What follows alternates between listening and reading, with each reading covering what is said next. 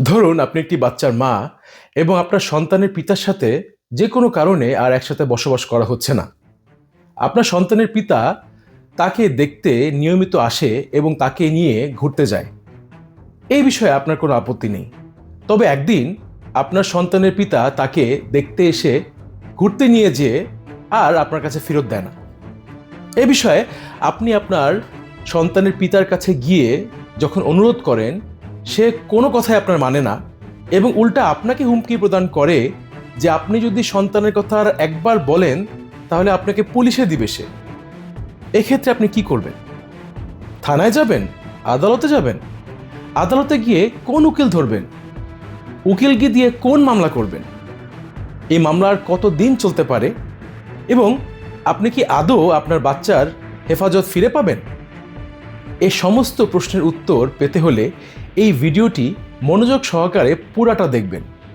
আমি barrister Ayman Rahman Khan, advocate, Bangladesh supreme court.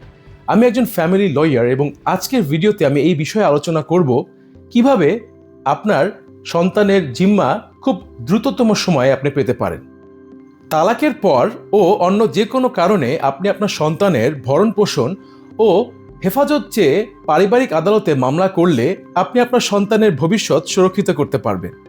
এই আদালতে আপনি সন্তানের পিতার বিরুদ্ধে সন্তানের যাবতীয় খরচাদি যেমন খাবার, কাপড় চোপড় ও স্কুলের বেতন চাইলে আদালত সে মর্মে একটি আদেশ প্রদান করবে। এর পাশাপাশি এই মোকদ্দমায় আপনি একটি অন্তর্বর্তীকালীন আদেশও পেতে পারেন, যেখানে আপনি চাইবেন এই মোকদ্দমা নিষ্পত্তি হওয়ার আগ পর্যন্ত সন্তানের জিম্মা যাতে আপনার কাছে থাকে এবং আদালত সে মর্মে একটি আদেশ প্রদান করবে। তবে এই মোকদ্দমাগুলা লেন্দি প্রসেস। আদালতে দায়েরকৃত অন্য সকল মোকদ্দমার মতো এই মোকদ্দমাও খুব দীর্ঘ সময় ধরে চলবে এবং আপনাকে নিয়মিত আদালতে হাজিরা প্রদান করতে হবে। সন্তানের ভবিষ্যৎ এবং একটি পাকাপোক্ত অধিকার প্রতিষ্ঠা করতে হলে পারিবারিক আদালতে মামলা করার কোনো বিকল্প নেই।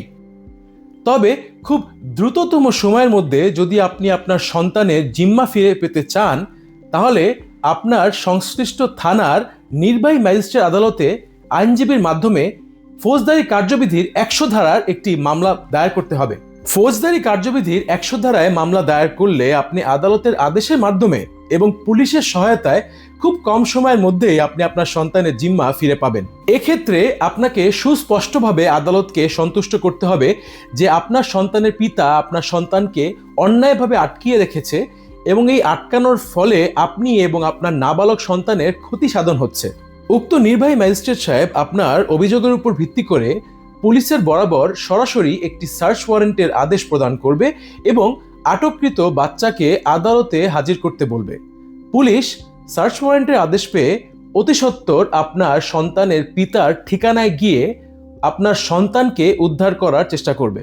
আপনার স্বামীর ঠিকানা হতে আপনার বাচ্চাকে উদ্ধার করার পরে সর্বপ্রথম পুলিশ আপনার বাচ্চাকে তাদের হেফাজতে নেবে তথা থানায় নিয়ে যাবে।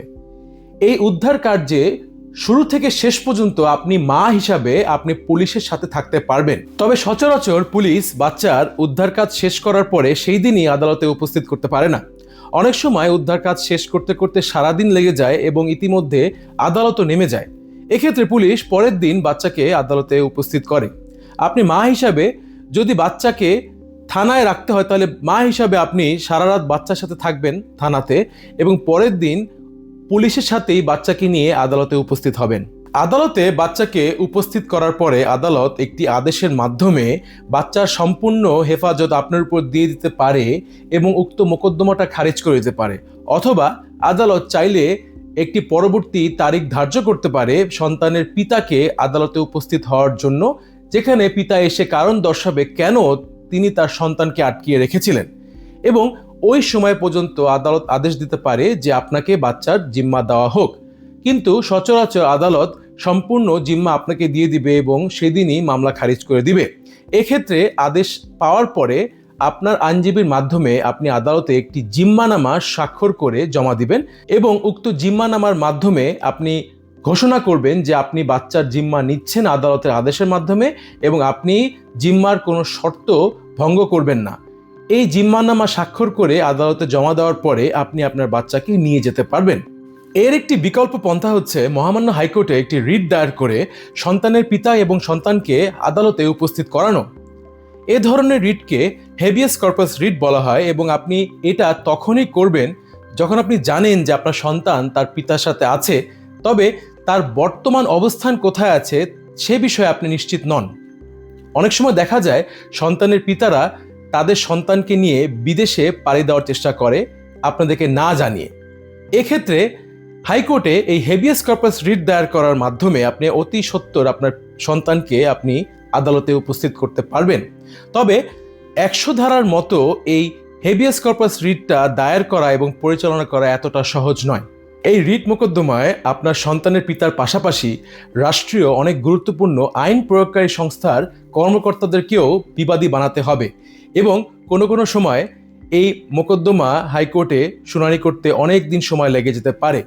ভিডিওর একদম শেষ অংশে এসে একটি বাস্তব কথা বলে যেতে চাই, আর তা হচ্ছে নির্বাহী ম্যাজিস্ট্রেট আদালত বা মহামান্য হাইকোর্টের কোনোটাই পারবে না আপনার বাচ্চার হেফাজত চূড়ান্তভাবে নিশ্চিত করতে। এই সকল যে রিলিফ আপনি পাচ্ছেন এটা খুব টেম্পোরারি। বাচ্চার হেফাজত চূড়ান্তভাবে পেতে হলে এবং আপনার অধিকার পাকাপোক্তভাবে প্রতিষ্ঠা করতে হলে, আমি আবারও বলছি, পারিবারিক আদালতের কোনো বিকল্প নেই। আজ তাহলে এ পর্যন্তই। আমার ভিডিওর মাধ্যমে যদি কেউ উপকৃত হয়ে থাকেন তাহলে অবশ্যই আমার এই চ্যানেলটি সাবস্ক্রাইব করবেন। সবাই ভালো থাকবেন, সুস্থ থাকবেন। আসসালামু আলাইকুম।